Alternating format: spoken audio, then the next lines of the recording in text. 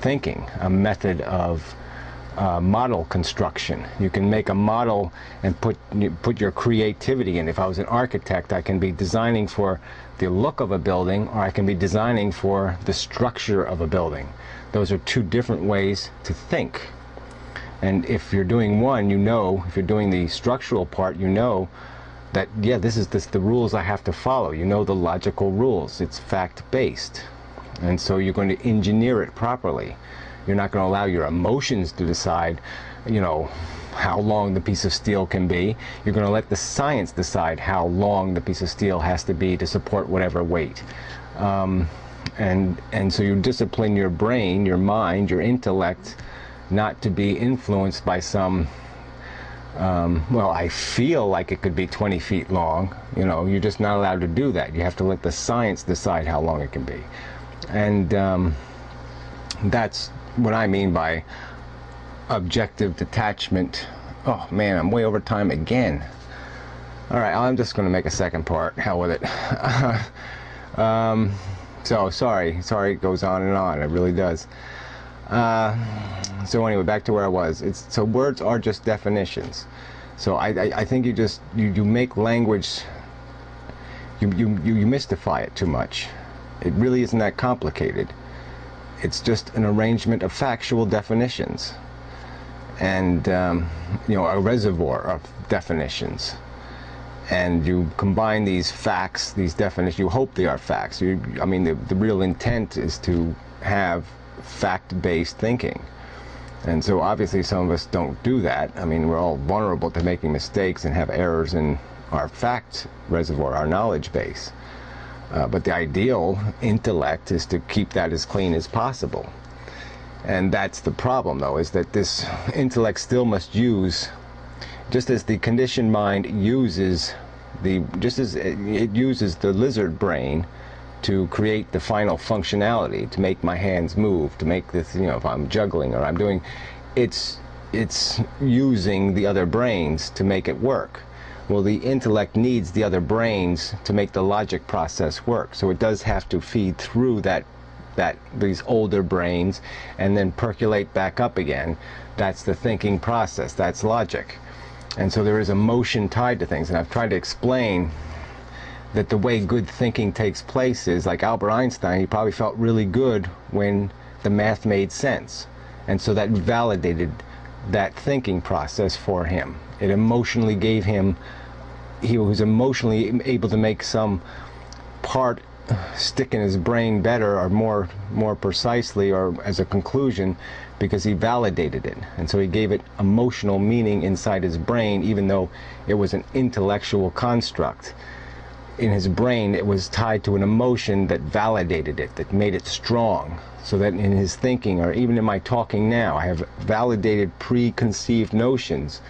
And the reason why I can let language flow out of me in an almost spontaneous manner is because my brain has already validated certain structure of speech. It has validated concepts and sentences and words that are my vocabulary, that are my construction of reality.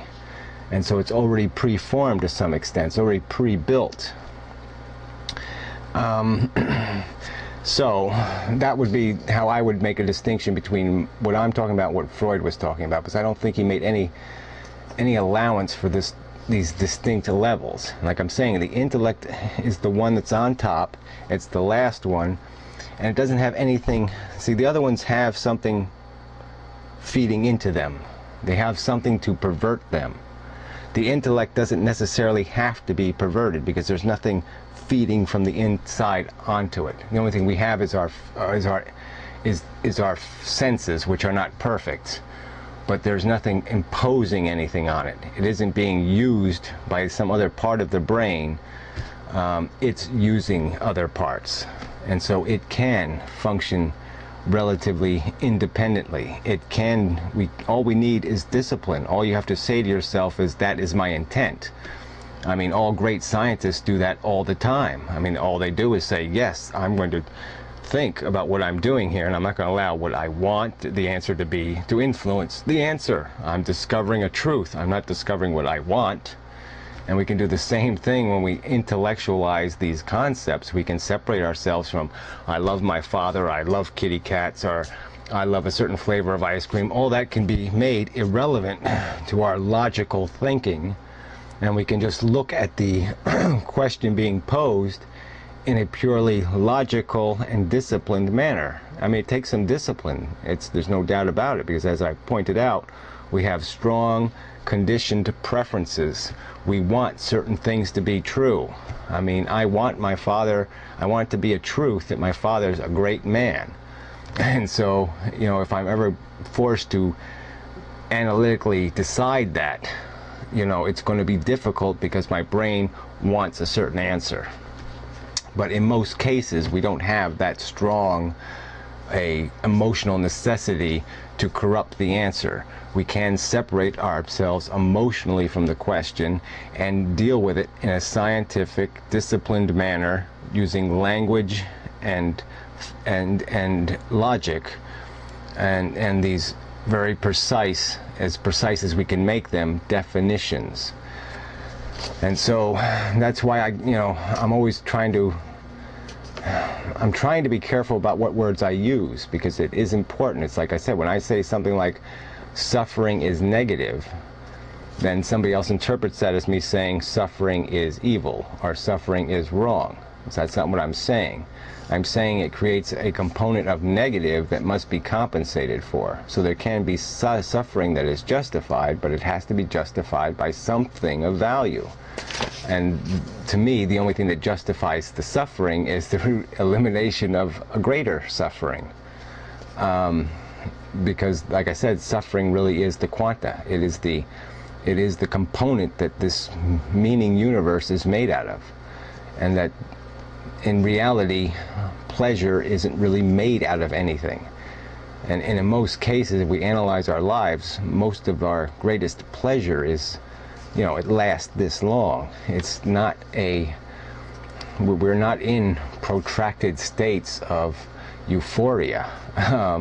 It's very punctuated, and our desire is way out, exaggerates value. I mean, we pursue and pursue and pursue something that can only might only have this 5-minute reward. I mean, it's an incredible corruption, in the sense that this innate desire that percolates up out of these other older brains does impose upon us an agenda, and through that agenda a perception of value that is often completely distorted. I mean, both our desire and our suffering can be just so excessive. I mean, we can grieve for years, and we can desire and, lament and want, for decades. And so anyway, in the end, what I'm really talking about is living a productive life. That is what living a moral life would be to live a life where in total, including your own welfare, including maintenance of your own psychology, that you are able to eliminate more suffering, prevent, than you cause through your consumption, through your use of people, through your interaction with the world, that you take from that world less, you give it more than you take. And through your own life, you endure a minimum amount of hard suffering for the reward you gain. And I would also say, like I said, I think if we really look at it in an E=mc² way, in a real scientific, that was a great word, scientific way, we're going to be hard-pressed to justify. Like I said, we really are rats in the maze. We are compelled by desire, and we are driven by it, and it corrupts our perception. And we have to be disciplined against that, a false notion of, like I said, most people talk about the will of animals to survive, and I've pointed out they're not trying to survive, they're trying to be comfortable. They're trying to find a soft couch to sit in. They're trying to find some potato chips to eat. They're just trying to find a soft, comfortable way to live. but they're not trying to live. And I think human beings are largely caught in the same trap. We are driven by our hunger. We are driven by the need created in us, the negative created in us. And it is this desire to suppress and control and feed that negative. It is to release that negative. And the mechanism ends up being that we live through that process. That is the consequence of fulfilling the needs programmed within us. But if you ask the real question, it's hard.